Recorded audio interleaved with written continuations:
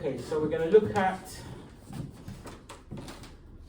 a problem area, especially for girls, but it's a problem area for some guys as well, is when you get grabbed on your wrist. Now in reality, when you get grabbed on your wrist,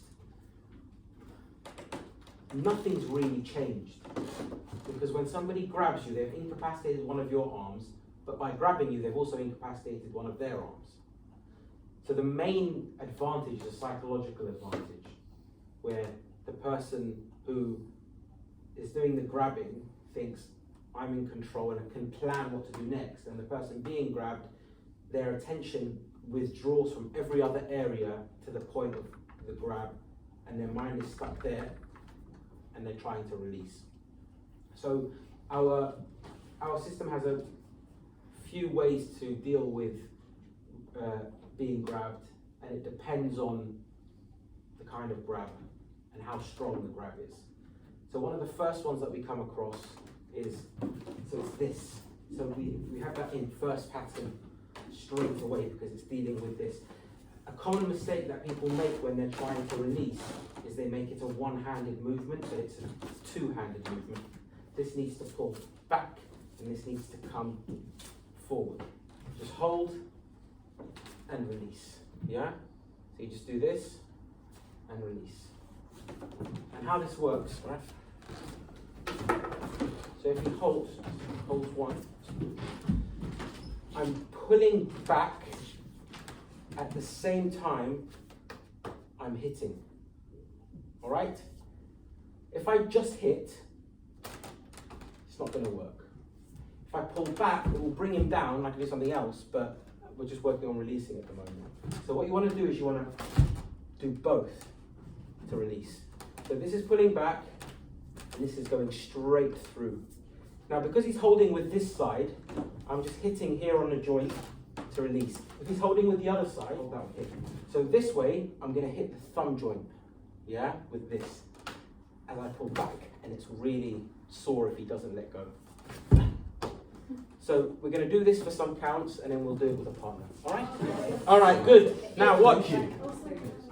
Right? So now what we're going to do is we're going to do it with the step back. You do the same thing, but you want to bring him back.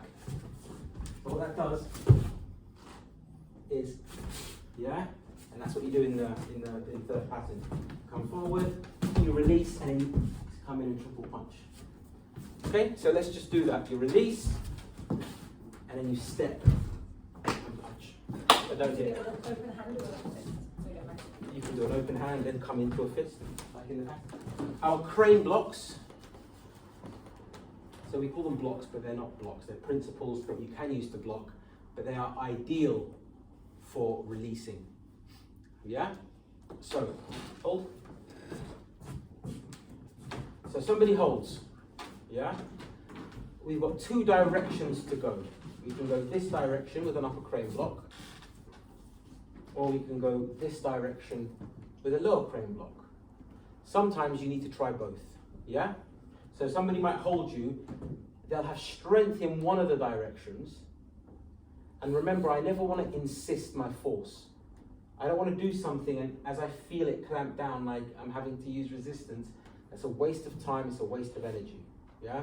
So I might try the upper crane block and then just change. Yeah? So you do that as soon as you felt any So I'll resistance bounce at all? off his resistance, literally bounce off, yeah? So as soon as it's you clamp down, as soon as I bounce off. You see, it's gone. Yeah? So you just come up. Or you might want a lower crane block, and if they're really strong, they'll resist it. It's very difficult to resist a lower crane block. It's easier if it's this side, because the whole hand is there, yeah? Touch the upper crane block. And I'll grab. So now we're going to do that with a partner. Partner holds the wrist and doesn't tell you which side they're applying the resistance on, and try and bounce off.